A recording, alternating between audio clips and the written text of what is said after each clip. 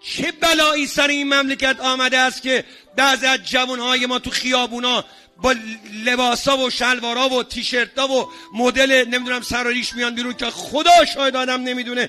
حرام است نگاه بکنی نکنه دختر باشه. زیر ابرو برمیداری؟ اینم جواب شما که چیه مگه؟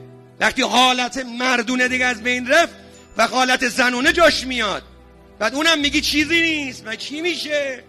بابا یه مقداری جمع کنید خودتونو. جوون یعنی میگن مرد باش. بابا به قرآن بچه که بودیم با زغال اینجا اونو سیاه میکردیم که سیبیل داشته باشیم، که شبیه بابامون بشیم.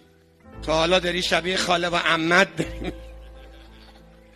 بابا آخه هیچ پیرنی وردشی پوشیدی که سر همین پارچه رو خالت دامن کرده. آخه بابا هر پارچه‌ای برای زن، برای مرد